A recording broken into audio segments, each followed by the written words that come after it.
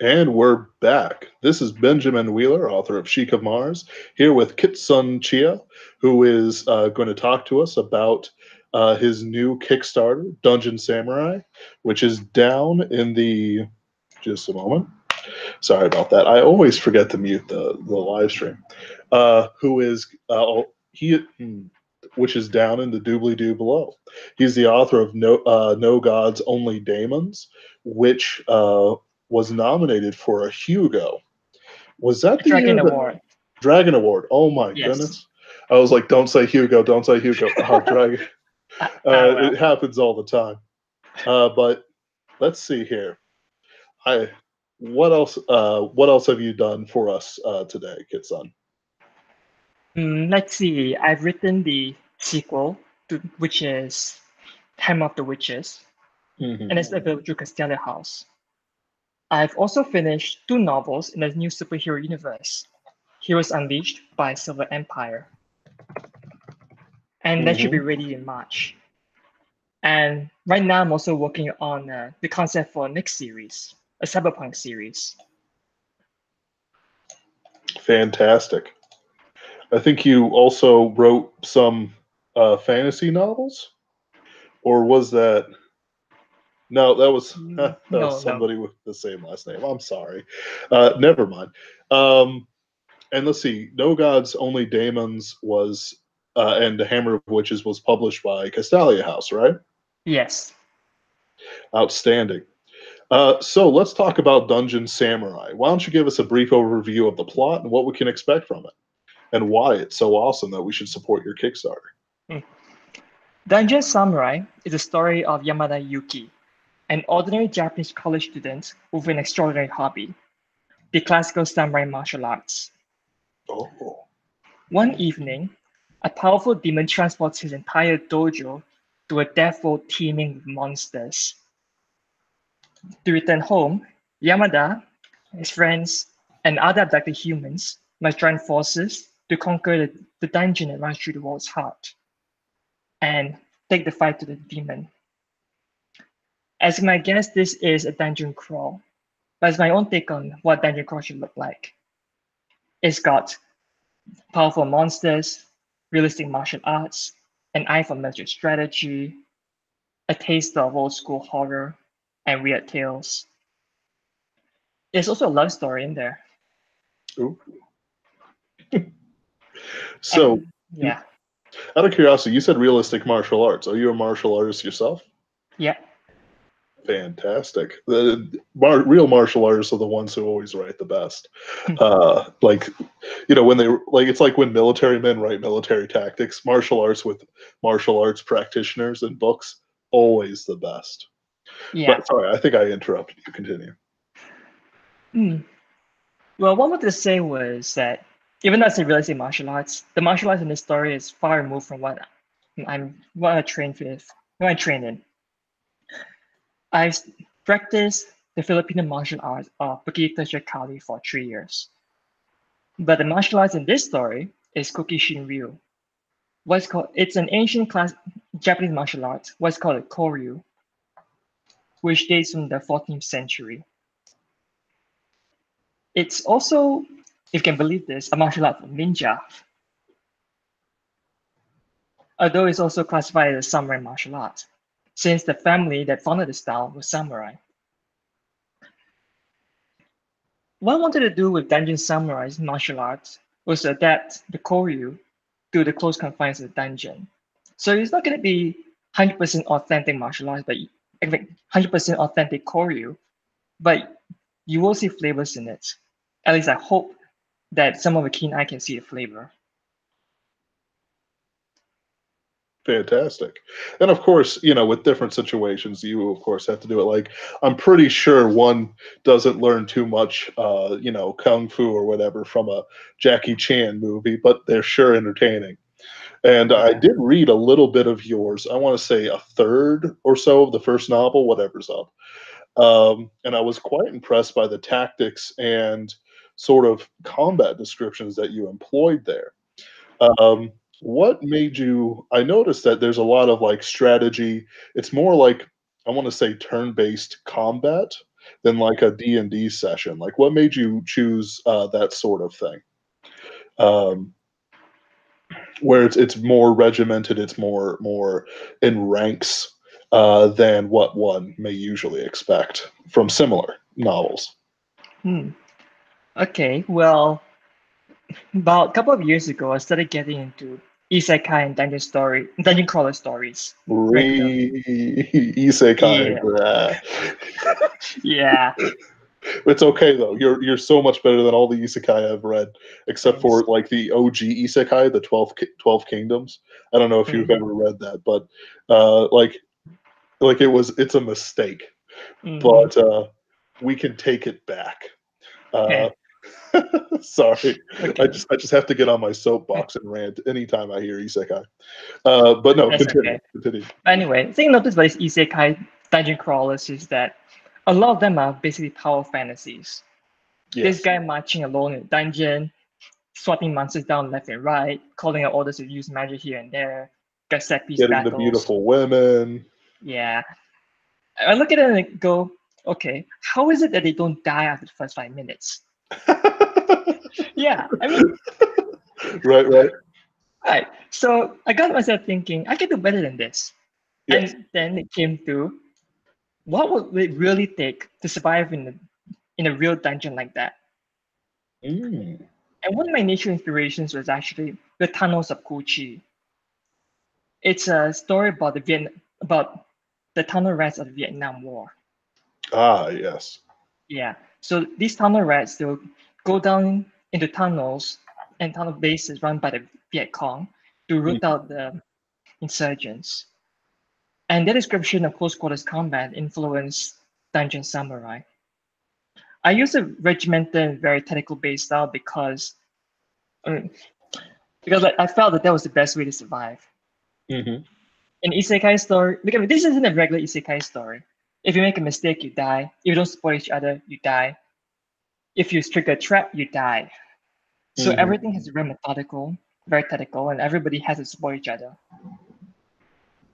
And you know, in isekai stories, you always see characters having casual dialogue when they're fighting or shouting complex orders, stuff like that. Hmm. It's not gonna work. Not in the Right. press. When you've just when yeah, like put 100% of your entire brain power in surviving. You're not gonna have time to say, you know, this guy should go there, this guy should do that, this one should cast spells, everyone should fall back or whatever. Hmm. You don't have time. And Right. he'll, yeah. So, well, so truly survive in this environment, I felt the regimented approach with battle drills, secrets, like commands, and tactics are pretty much the best way for everyone to survive in the counter. That was the approach I took for Dungeon Samurai. So in a sense, you can say it's a response to the isekai, right? Hmm. I agree with you. Though I don't really read too much isekai because I'm the type of guy that if I decide I don't like anything in the genre, I just won't read it. Um, I have found that the second you have any sort of like party and any sort of like boss monster or something like that, it gets really weird. And then of course, like the hot girl of the week's clothes get torn off by an acid attack or something ridiculous, Oh which yeah, I trust that there's no such thing in your classy, uh, god tier isekai novel, right? yeah. Acid kills people. Yeah, Oh, it oh doesn't not my. just not clothing. Very nice. I appreciate your dedication to realism. I think I saw one isekai where it was in a dungeon, strapped to the back of a girl, and I'm a vending machine or something like that. And Oh, it's this uh, guy who's a magical, like, infinite vending machine, and he's being carried around by a 13-year-old girl. Um, and I get that it's a parody, like they're going so deep into the parody that like they drown in the parody. But I'm like, you know what? I'm not touching that with a 15-foot pole. same Uh, here. but something like this with a realism with proper drama to it. What I read, the characters were lively. They had quirks, and they had, even though I'll admit the quirks kind of got on my nerves. They had quirks, they had breathing, they had interests. Like they were dedicated to their cause, but also they had their lives around them and the things that they desired to do. So you mentioned a few things. Let me bring up your Kickstarter here. Following, you'll love Dungeon Samurai, historical military fantasy, sword and sorcery, the weird tales in the vein of Robert E. Howard. Are you a big fan of Robert E. Howard? Absolutely. It's a shame I My didn't find man. him when I was younger, but I'm making up for it now. Oh yeah, they have fantastic different copies of his work in print these days. But how much would you say the monsters and the demons and all that jazz come from the sort of the ancient weird tale works of our forefathers? Well, the design aesthetic and the general approach of monster design was taken from the weird tale section. I wanted monsters who were terrifying, who were brutal, who were dangerous. In isekai stories, many monsters are just there to be, shot down, slashed up, whatever. They're just mooks. But in Weird Tales, they took the monsters seriously. They posed a genuine threat to life and limb. And I wanted that approach Mhm. with Dungeon Samurai. It's Yeah, I did notice that. That like in Tolkien, the orcs were pretty powerful. They were equal to men of sorts, but of course, the people surrounding Frodo are the strongest men and warriors of the land. Um, Mm-hmm. but I've noticed that in literature post Tolkien, that they didn't understand that, say, like Legolas had like 500 years or something ridiculous like that of bow practice. Gimli Mm-hmm. was like 100 something, and fought goblins daily. Or like Aragorn's 70 and he's, the king of the Rangers, etc., etc.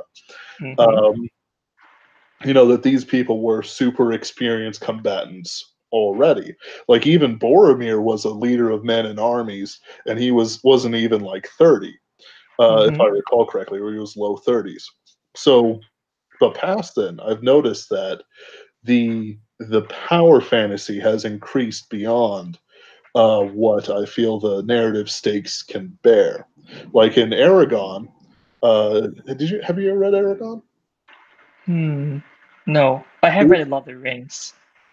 Yeah, it's by Christopher Paolini. He kind of flashed in the pan, Mm-hmm. um, but basically by the end of it, his heroes were wiping out whole armies. With Yeah. like barely anyone to help them, who mattered. Barely anyone who mattered, let's say. And I feel that that's lost. But if you can like, but I've noticed with our Pulp Rev guys, we're sort of dragging it back. Um, to where the villains pose threats and there's Mm-hmm. no whiff of the power fantasy in such a way that detracts from the all important story and action scenes. And I Mm-hmm. appreciated that when I read your work. It was quite nice. Thanks. Hmm. So it's a trilogy, right? Yes.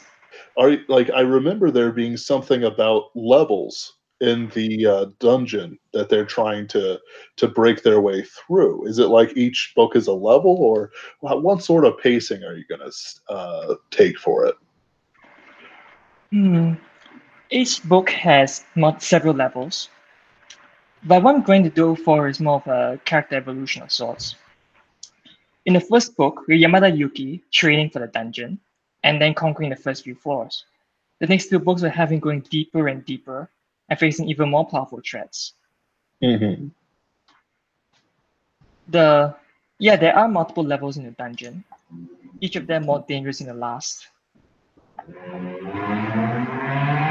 Whoa, Sorry, that I that's am all right. right next to a highway, and like, of course, I don't hear it until it's like 5 seconds in. Ah well.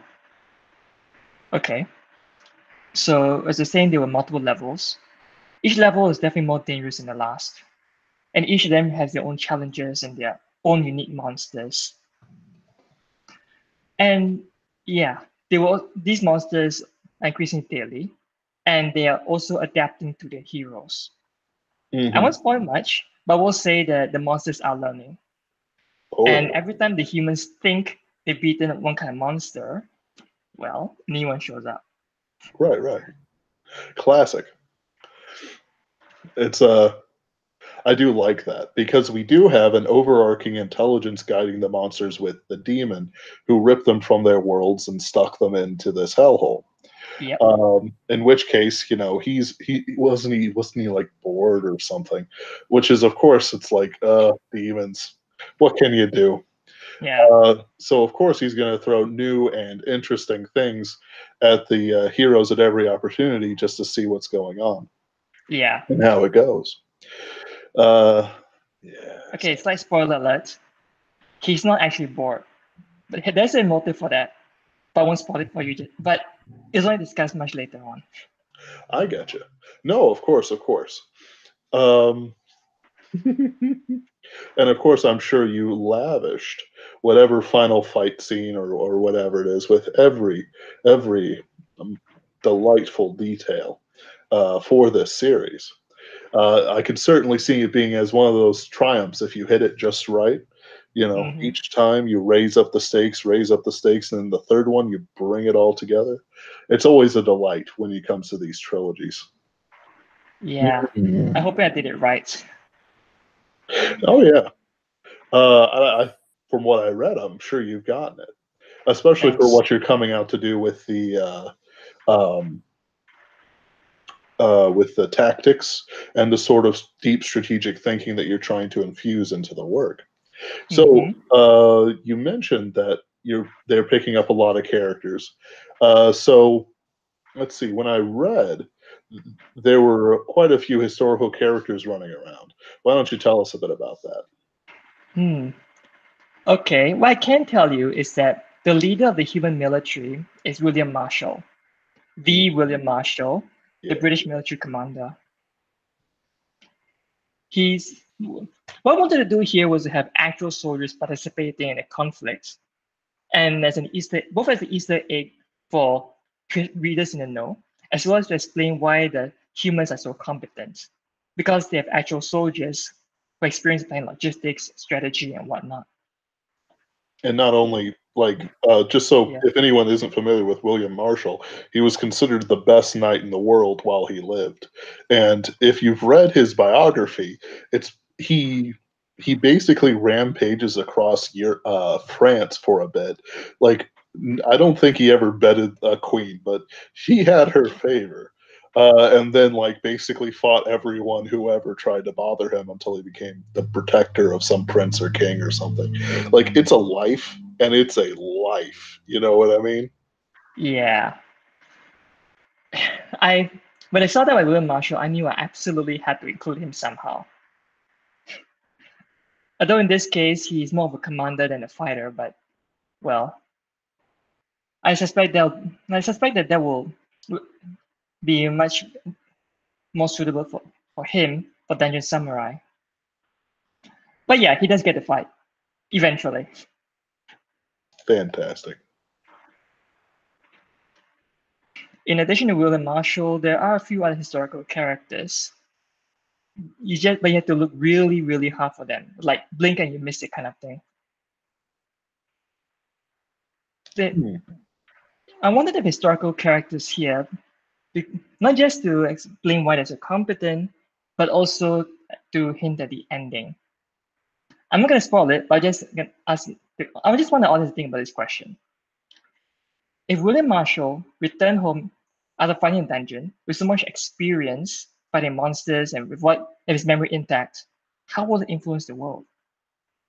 How will it change history? Right? You have a Yeah, hotbed of tactics being developed, and all of a sudden, all these men who know these tactics, you know, get shoved back into their appropriate area. yeah, And wow, you know, yeah, yeah. gunpowder isn't that hard to remember, is it? It's Or not. anything else that's what is it? It's like charcoal, Mhm.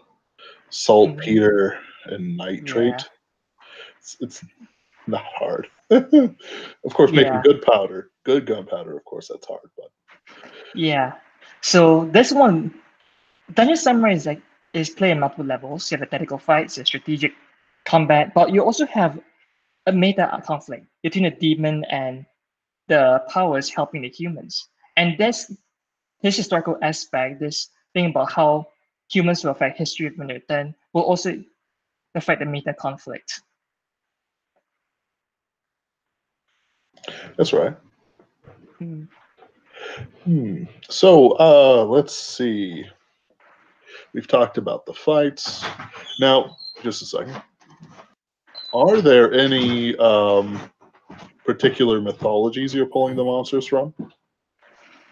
Or is it more homebrew? Some of them are definitely homebrew. Some are taken from mythology, though. For the homebrew version, the standard monster, you call it standard one, is a mole man. Imagine a huge mole, about the size of a human, but with extreme powerful arms and limbs, and with tentacles dripping down his face. Tentacles the size of your forearm, and powerful enough to rip a man's head off. For starters. Terrifying. Yeah. For the mythology aspects, I took from Japanese and Western myths, and a bit of Asian flavor as well. For example, with a giant centipede, right out of Japanese mythology. I'll admit, There's giant centipedes are one of those things that bother me quite a bit. mhm. Keep going. There's a very similar three-headed monster somewhere. I won't say where, just keep an eye out for when it appears. And some of the boss monsters are also taken from more obscure Asian mythology, like the Philippines. There's one monster as well that's from American myth, really obscure as well, but also really terrifying. Skinwalker. Come on, Skinwalker. I'm afraid not. But here's a hint. The series is inspired by Dungeons and Dragons. And that's all I'm gonna say. Classic. And of course, like if you do think about it, those little godlings running around in a group of 5 or whatever, trying to steal everything in sight, they probably wouldn't survive too long in this situation either. Yeah, But then again, the necromancer usually has a limited amount of bodies. usually. Now he should, Usually. unless he's a smart necromancer who is like over 100-year-old graveyard next to London or something. But I don't really think necromancers are that smart all the time. Let's just say this. This is the dungeon. Anything can happen. Absolutely. And it should. Mhm. Let's see here. So we talked about, let's see, what authors have been a big influence on you going into this project and just in general? Like what made you decide for the Pulp Rev and all the stuff that you've been writing with great success so far? For authors, most of them are thriller writers actually. Off the top of my head, I've got Barry Eisler, Tom Clancy, Greg Hurwitz, and John Donahue. John Donahue especially, his series, the stories he writes are martial arts thrillers, specifically Japanese martial arts thrillers. And I think that was one of the inspiration I had when I wanted to write characters who use Japanese martial arts. Going further back in the past, there's Robert E. Howard. There is the Nightlands by William Hobson, I think. My man, the Nightlands are fantastic. Yeah, I want to capture the horror, the general horror aesthetic of that. There's also a lot of H.P. Lovecraft.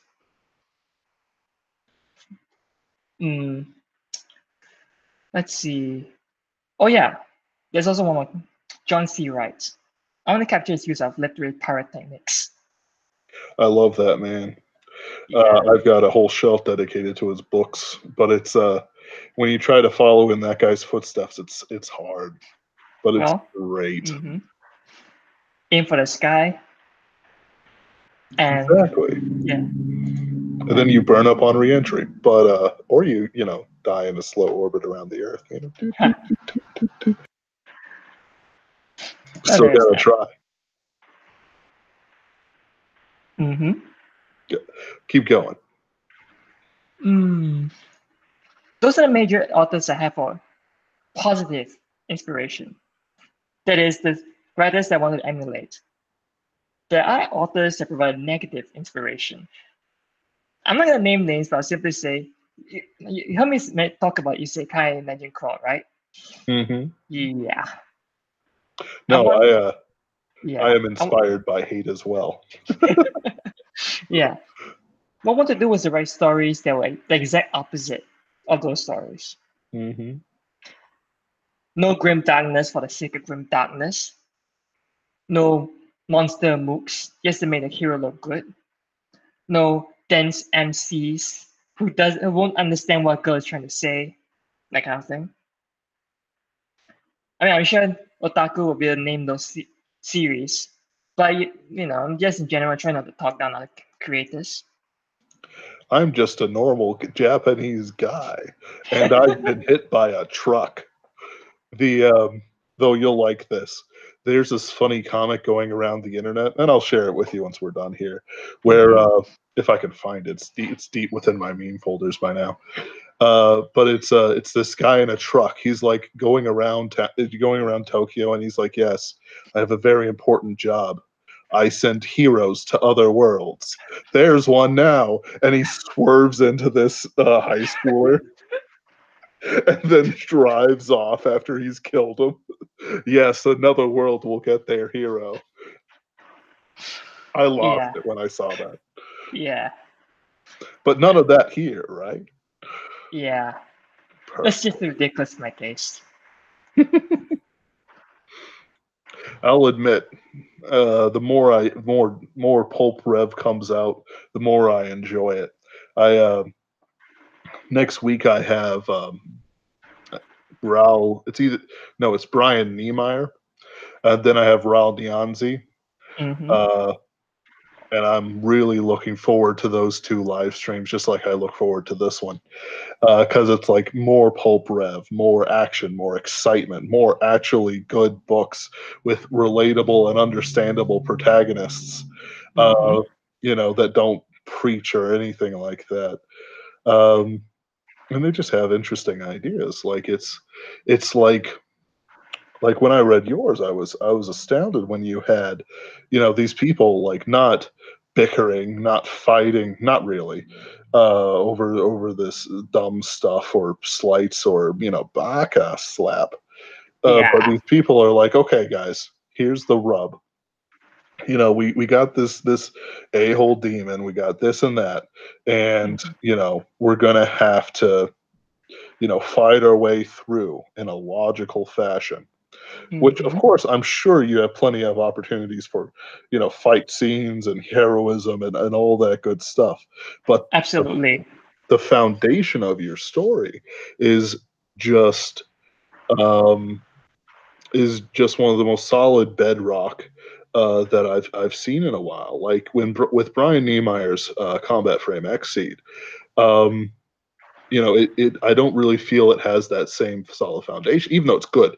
It's a great story. But if we're Mm-hmm. talking premises, his is more paced action drama, combat, cool mechas fighting each other, than it is your much more deliberate um, style, Mm-hmm. which I think is for by the way, for what your story is, it's exactly pitch perfect what it needed to be. Thanks. I Um, drew a lot of inspiration from my military days. mm, you served in the military, Yeah. Every Singaporean male must serve 2 years in the military. Well, military, civil defense, or police. right? Right. I always like that sort of thing. I see that in Korea as well, but I don't think there's any other nations that really do that. But That's Israel. Israel, that's right. Um, Yeah. Mm-hmm. Yeah, those are the three that I can think of. Congo, but that's that's sad. Yeah. Yeah, but I always felt that that's a great way for, especially for smaller nations, to really build up sort of national spirit, sort of Mm-hmm. defensive posture, and it also helps, weed out the weaklings, and help them get stronger, which is a nice thing to do. Uh, I, Always. rem- yep, I remember there was this. I don't know if you ever listened to K-pop, but I'm a big fan of Epic High, and their lead singer was like they were going to give him a reprieve because he is such a celebrity, but he refused to accept the reprieve and went into Finland too. I don't know. I haven't heard about it. Matthew Schmidt is in the comments. Um, where he actually went into the military, and it was a big, not a scandal, but it was like a big, oh, he respects the military moment. It was a great, Mm-hmm. I think it was a very positive thing he did. Mm-hmm. Same here. Hmm. Over here, people do their best to avoid national service. Very few embrace it. It's a shame, but what can we do? Yeah, it's a weak sort of civilization all over. But weak men breed hard times breed strong men. I have no doubt that when I have kids, they'll be stronger than me in a certain way. It doesn't Mm-hmm. help that I'm easygoing. It's one of those things. I'll probably end up in some sort of warlord's, like war van beating a drum. And it's like, you know what? I didn't like it at first, but, on the war band, you see new sights, meet new people, eat them sometimes. It ain't so bad. Uh, Oh yeah. just get used to anything. Uh, and I guess I'm not going to say I could see themes of it, but I can definitely see like the hint of it there with how people interact and how they have unit cohesion and all that good stuff. Mm-hmm. And I kind of like it. I actually avoid military stuff just because not reading it, writing it, because I have not had that experience. Hmm. Mm-hmm. So, did you put anyone you know into it? Hmm. In book three, there's a guy who's named after someone I know and respect. Very He's not nice. that person, but he shares a similar name. Of course, it can't be too obvious. Yeah. Uh, He is Singaporean though. of course, of course. Uh, so let's see here. We've talked about quite a bit. We've talked about your story. I'm Mhm. curious, why did you choose Kickstarter over Indiegogo, which seems to be the normal thing for uh, our circles? Hmm. Well, two reasons.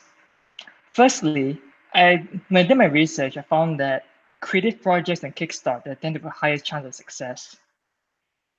So I figured I need to stack all the odds in my favor. Hmm. And secondly, well, after what you know about what Indiegogo did to Vox Days and Arcade Comics, Mm. the retroactive Shameful. cancellations and all the funding. Yeah, Yeah. that left a bitter taste in my mouth. Mm. And I decided that I couldn't give a company like that my money. Yeah, and I absolutely agree with you on it. And they opened themselves up to some pretty horrendous litigation, Oh as well yeah. as the fact that the person who did it jettisoned the company and received a very posh position in some other location. Mm-hmm. Um, so it's one of those things where somebody basically sabotaged them, and then they didn't have the good sense to recognize it as sabotage. Uh, I understand that it's entered some sort of legal phase where Vox can no longer talk about it. So it's pretty serious and pretty bad for them. So I Mm-hmm. don't fault your logic. Um, I was looking over the pledges, and I like there's a $5 one. Is this Singaporean dollars? Yep. Okay, so it looks like it's about a like it's four US dollars to $5 Singaporean dollars or so, just so you guys Mm-hmm. figure it out. It's like 1.5 to 2. It's something like that. Um, so okay, no, it gives me the translation to US dollars. Okay. So there is a couple different tiers. There's the like the usual $2 tier or $1 tier. The $5 tier gets you a volume 1 ebook. And then but the one I'm favoring, if I wasn't looking for a new job, is the Digital Samurai one, which is $11, which gets instant access to the first 5 chapters of Dungeon Samurai and the Dungeon Samurai trilogy of ebooks. What I like to do is when I'm unsure about whether or not I'll truly enjoy it, I just invest in the ebooks of any project. Like I did that with Bradford Walker's Star Knight Saga. Um, and I actually think that it was all right, but it's like it's one of those things that's like, ooh, I'm gonna have to go back and um, buy the paperback for that later on. But for yours, I think the trilogy of ebooks is just the right one. There's also Mm-hmm. some more down there where you can get like volume 1 paperback, the trilogy paperbacks, all the way down to if you pledge $88 US, you get the Hatamoto, which is all the stuff I mentioned earlier. You get a name a minor character, special thanks in a 1 hour Skype session, which of course I am getting around by having a Google Hangout show where I talk to authors for free. Congratulations. That's my guy, Sun Cheah. Right, right. Um, let's see here. How has the response been so far for your work? It's been pretty positive among the pop rap circles. I see a lot of our friends promoting it and about on the social media. I'm running several interviews as well. Good, good. In Singapore, though, for some reason, Singaporeans don't like Singaporean fiction. Hmm. Yeah, I mean, and the Singaporean fiction over here tends towards the literary side of affairs. So there isn't much attention just yet. I'm hoping that'll change pretty soon. But Yeah. till then, I'm counting mainly on interest in my foreign audience. I find that when it comes to other cultures and science fiction, their national character kind of comes out in what literature they favor. Like Mm-hmm. Chinese, native Chinese, is Han people and whatever else that they've got, tend to write. They have science fiction, but it's Mm-hmm. very down to earth and clever. Do you Mm-hmm. remember the 3 body problem? Yep. I never read it because I treat the Hugos like the cancer they are. But from what I've read of like the background and the plot and stuff like that, I could not imagine an American writing it. Me too. The Japanese with their science fiction, is a similar sort of thing, but they don't write like science fiction like Americans or Chinese do. It's kind of a it's the stuff that has been translated, I should say, is Mm-hmm. more of a trip, so that it might have like time travel or like the one movie, Edge of Tomorrow. Uh, Mm-hmm. they might have a concept like that, which is great sci-fi. Don't get me wrong, but again, it's different Yeah.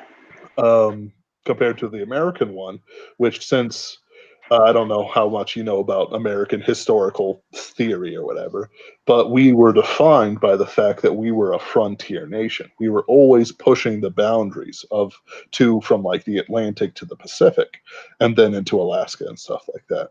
So we always have science fiction that if it's good, if it's true to the American character, will push a boundary either in space or in war or in like personal adventure.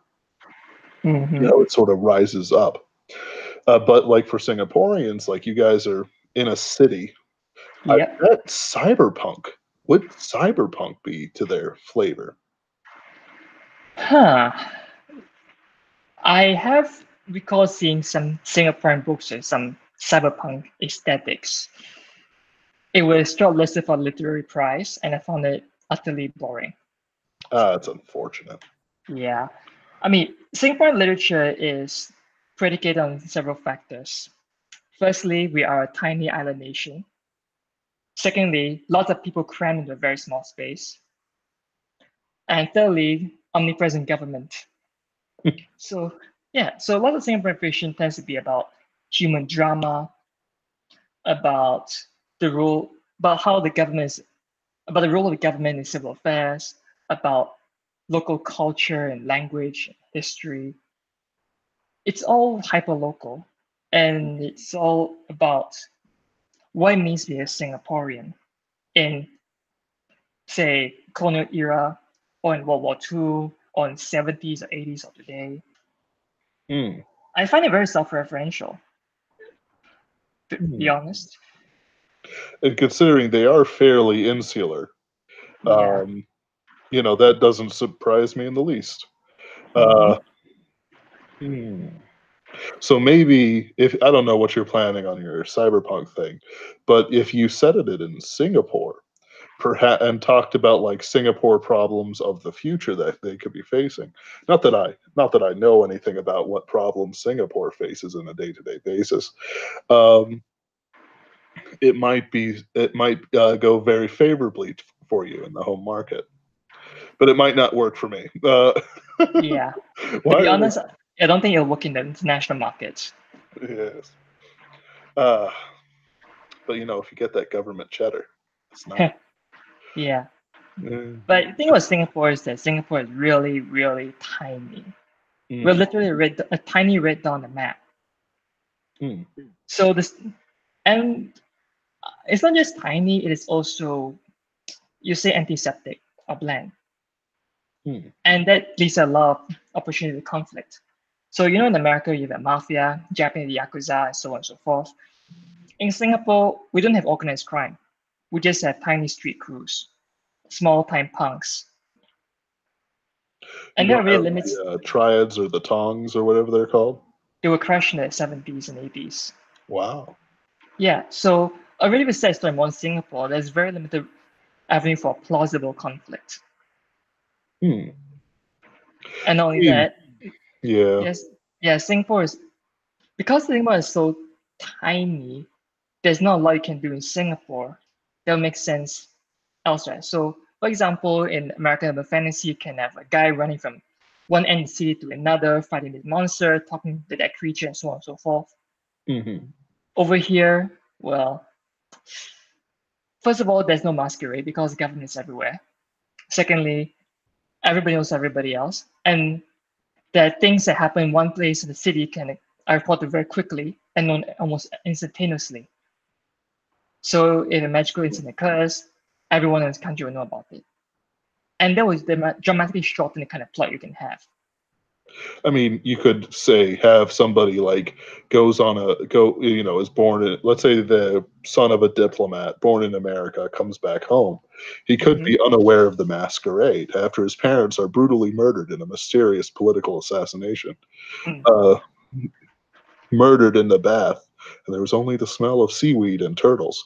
But I'm referencing Kappa, but uh, Yeah. you know, uh, you think that would be an opportunity? Hmm. Maybe. Hmm. Maybe. Uh, There's one I, last thing about Singapore, though. hmm. The thing with Singapore is that it's a very planned city, and not necessarily in a good way. If you go to one neighborhood, you've been to them all. There's a shopping mall, there's a train station, there are housing development board flats, what you call high-rise apartments. Then I repeat, even the flats look mass-produced. There is private housing, but they're tucked away in in very rural locations and stuff. So you don't have much in the way of visual novelty. You don't have much in the way of distinct neighborhood atmospherics. You have to go out of your way to the old-fashioned neighborhoods, to the heritage neighborhoods, and the preserved kampongs to go find something unique for the atmosphere. And even then, those neighborhoods are slowly disappearing. Hmm. Do how's, like, out of curiosity, I know in St. Louis and Chicago and other places, we have very developed sewer systems. Do you think Hmm. there could be opportunity with that? Not over here. It's really hard to access the sewer system too. It's really easy for us. I've got like 3 points within 10 feet of the house, but Yeah. but then again, it's one of those things. It's like we are like, but why would you want to go down there? So we Hmm. don't worry about it. Get stabbed by a homeless person or something, Hmm. um, or eaten by a crocodile. Man, I'm trying to figure out like how to. Okay, I got one last one. Space elevator over Singapore. Hmm. There is a concept I have been toying with actually. A space Yeah. elevator near Singapore and how that would influence local economy. I'm guessing that space elevator technology actually takes off. Singapore will be one of the first to build one. For one thing, we're near prime real estate for space elevator, and for another, it gives us instant access to outer space, or at least Mhm. near instant access. It also plays into Singapore's strengths, which is entreport trade. Basically, your ship goes from country A and sent to country B. So a space elevator could access, say, asteroids and mine them, or it can build factories in space, that kind of thing. Mhm. And consider that you guys are fairly insular to begin with. It would be like the ideal people to like inhabit a space elevator in relatively close confines. Hmm. It's interesting what Hmm. it's about insular, though. You see, officially, Singapore is open to the world. It's very globalized. It's very accepting of foreigners and their business. But culturally, at the level of the locals, it's still insular. It's still very inward looking. This Mhm. is very interesting paradox if you think hard about it. But I digress. I mean, Yeah. yeah, I said that I think one of the very few Singaporeans who actually write this sort of thing or can conceive of stories outside of Singapore that do not involve Singaporeans in a significant fashion. I mean, you are the first Singaporean I knowingly have spoken to, and you know, uh, that's fine. It's one of those things that I just realized, but I kind of regret not putting a space elevator in Singapore in Hmm. a novel. In a novel I've like shelved so I could write what I'm working on now, and then I'm going to finish Mm. a trilogy on it Hmm. because it's like I had one in Japan, like one in Europe, and then one in the middle of the U.S. I've never been a fan of people like explicitly saying that it has to be on the equator at all times. It's like, no, it just takes more energy to put it anywhere else. So, Hmm. it's like, what is it? Like when they, in John C. Wright's Count to a Trillion, they put it in Ecuador, which I Hmm. dig because they had like a one world government sort of thing going, Yep. or close enough to one. Yeah, close But I enough. don't dig because I know that Ecuador is still a third world country, and it has all the problems that comes with a third world country. Yeah. But set um, a story tens of thousands of years in the future, maybe it won't be so serious. the Maybe. Ecuadorian Renaissance. Uh, Actually, considering like where it's located, it would survive a lot of junk that would take down most major nations. I Hmm. could see it. I wrote a story with Uruguay. I should have. Whatever. Um, mhm. So let's see. You so how much of your culture do you say would goes into your work? It really depends on the kind of work I'm doing. For Dungeon Samurai, I wanted to have this feel of a multinational, multicultural force fighting its way through a dungeon. So you've got soldiers from all over the world, Hmm. and at the same time, it has to be organized logically, so to minimize conflict. So where in most military stories, you see soldiers organized by nationality. Here, they're organized by martial arts, specifically the martial arts background. The idea being that it's best for them to use what they already know as opposed to train them in stuff in new techniques and concepts. Mm-hmm. So this usually leads to, say, lots of Japanese fighting alongside Westerners. You've got an international battalion composed of all kinds of Asians and Westerners and the sort. Mm-hmm. There are crusaders, which are from Europe and America. In addition, I want to include some cultural conflict as well. Over here, it's like, oh, we're also diverse, everyday hunky-dory. I'm just thinking that's not going to work on the stress. Or rather, if you want it to be smooth on the stress, you need to have rules and Mm-hmm. people willing to look past each other's flaws. So Oh that yeah. yeah, so in Dungeon Samurai, there are some characters who either dislike each other or dislike the backgrounds of what they've done. For example, in book one, for example, the leader of the squad is a samurai from the Sengoku Jidai, specifically a samurai with, shall we say, a troubled history with Christians. And as Ah. yeah, and as it happens, the one of the main characters is a Christian, a Japanese Christian from the modern times. Isn't it the best friend? Isn't it? Gabriel Hiroshi Matsuo. Ah, yes. Despite the differences, though, they do get along with each other because they recognize that this is not the time to hash out their problems. Right, right. You It's, table it. You set a date. You know, yeah, pencil it in. it's something you see in the military, actually. It's something, I mean, I'm not sure if most of our viewers have been to the military, but in my case, conscription is a national reality, has been for the past 50 years now. And I think my national service is not just about military defense, it's also a massive experiment in social engineering. You're basically trying together people from different backgrounds and different races, different religions, different economic backgrounds, different educational backgrounds, and forcing them to work together in under high pressure environment. So what usually happens is that everyone basically goes, okay, let's sit down, let's work together, let's figure this out. Don't bring in your issues here, we don't have time for that. Right. And I want to replicate the in Dungeon Samurai. Oh, and usually they also go out their way to accommodate each other as well. And I wanted to have that. So in Singapore, for example, during Chinese New Year, what usually happens is that the Indian and Malay soldiers perform guard duty. So the Chinese can go home and enjoy the holiday with the family. And in return, during other religious holidays like Thaipusam or Hari Raya, the Chinese soldiers take over and do duty on those days instead. So that the Indian Malay soldiers and other minority soldiers can go home and spend time with their families. Mm. So in Dungeon Samurai, what we have here are religious ceremonies specific for soldiers of different backgrounds, among other things.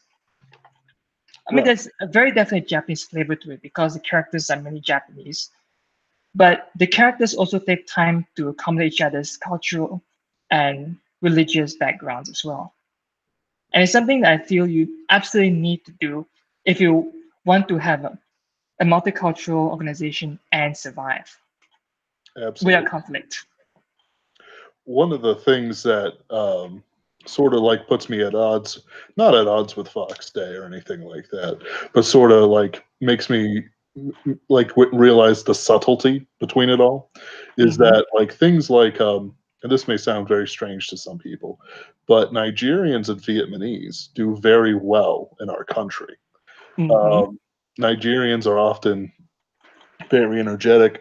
I've never known a Nigerian that wasn't like in management or like leadership in some way or owned their own business.